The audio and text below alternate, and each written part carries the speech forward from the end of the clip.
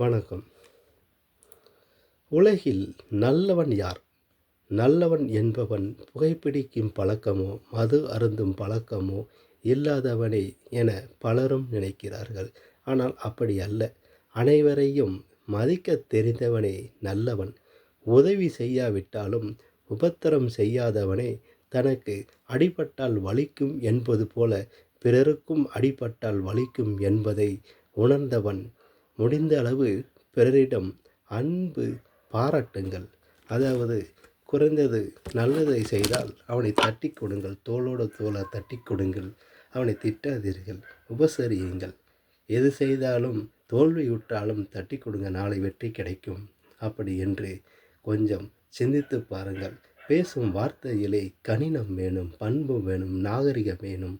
இதையெல்லாம் இருந்தால்தான் மனிதர் ஜென்மத்துக்கு நாம் வர முடியும். ஆகவே மனிதனாக வாழ்வோம், நல்லபடியாக வாழ்வோம். ஆக எந்த ஒரு குற்ற செயல்களிலும் ஈடுபடாமல் நேர்மையாக இருப்போம். பள்ளிக்கூடத்தில் நமக்கு சொல்லிக் கொடுத்தது எல்லாம் நேர்மை, கண்ணியம், கட்டுப்பாடு. லெஃப்ட் அண்ட் ரைட் ஹேண்டில் எப்படி போகணுங்கிறது தான் வாழ்க்கை வரலாறு. அதை நாம் சரியாக போயிட்டாலே நம்ம வாழ்க்கையில் ஈஸியாக ஜெயிச்சிடலாம். ஒரு பக்கம் மனசாட்சிக்கு நேர்மையாக போனாலே நம்மளுடைய வாழ்க்கை நிம்மதி அடையும். ஆனால் ஒரு பக்கத்தில் இன்றைக்கி நாட்டளவில் பணத்துக்காண்டி எங்கேயோ ஓடிக்கிட்டே இருக்கிறாங்க. தூரத்துக்கு போக போக போக போக பச்சையாகவே தெரிஞ்சுக்கிட்டு இருக்குது. இன்றைக்கி பாருங்கள், நிறைய பேர் இங்கேருந்து துபாய்க்கு போய்ட்டு கத்தாருக்கு போய்ட்டு என்னால் முடியல, ஒட்டகம் மேய்க்க விடுதாங்க, அங்கே விடுதாங்க, இங்கே விடுதாங்க, அங்கேருந்து போன போட்டு அழுது வீடியோ போட்டு எப்படியாவது காப்பாற்றுங்க தமிழக அரசே, முதலமைச்சரே அப்படின்னு சொல்லி எவ்வளோ பேர் கண்ணீர் விடுறாங்க, பிரதமரே அப்படின்னு சொல்லி கண்ணீர் விடுதாங்க. பணத்துக்காக எங்கெங்கெல்லாமோ ஓடிக்கிட்டு இருக்காங்க.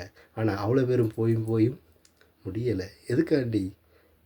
ஆடம்பர வாழ்க்கைக்கு வேண்டியா? இல்லை, அந்த குடும்பத்தை காப்பாற்றணும், நல்லபடியாக இருக்கணும், ஒரு செட்டில் ஆகணும்னு நினைக்கிறாங்க. ஆனால் எல்லோரும் நினைக்கிற தப்பு இல்லை, ஆனால் முடியலை. சந்தர்ப்ப சூழ்நிலைகள் சில பேர் ஏமாற்றம் அடைஞ்சிருந்தார்கள். யார், என்ன, எப்போ, எங்கே, எப்படி ஏமாற்றுறாங்கன்னே தெரியல. யாரை நம்புவது சொல்லக்கூடிய அளவுக்கு இருக்கிறது. ஆக மனதில் உள்ளதை பட்டதை உடனே சொல்லுங்கள். மனதில் வைக்காதீர்கள். மனதில் வைக்க வைக்க பிரச்சனைகள் கூடிக்கொண்டு தான் இருக்குமே தவிர அது குறைவதற்கு வாய்ப்பே இல்லை. ஆகவே எதுவாக இருந்தாலும் மனதில் வைக்காமல் தெய்வத்திடம் போய் முறையிடுவீர்கள் அல்லவா? அதற்கு பரிகாரமாக யாரிடம் முறையிட வேண்டுமோ அவர்களிடம் முறையிட்டால் மட்டுமே உங்கள் வாழ்க்கையில் வெற்றி பெற முடியும். ஆகவே பணத்திற்காக ஓடாதீர்கள். வாழ்க்கையும் ஓடிக்கொண்டே போகும். டைமிங் போனால் வராது. ஆகவே குறுகிய காலம்தான் வாழப்போகிறோம்.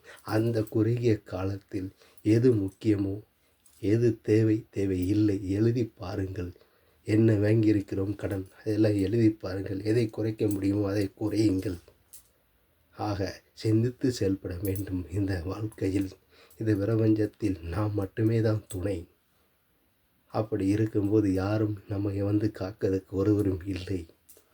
ஆகவே நல்லதை செய்வோம், நல்லதையே நாடுவோம், நல்லதையே சிந்திப்போம் என்ற ஒரே ஒரு வீர முழக்கத்துடன் சிந்தியுங்கள். வெற்றி நிச்சயம். உங்களை திரும்பி பார்க்க வைக்கும் இந்த உலகம்.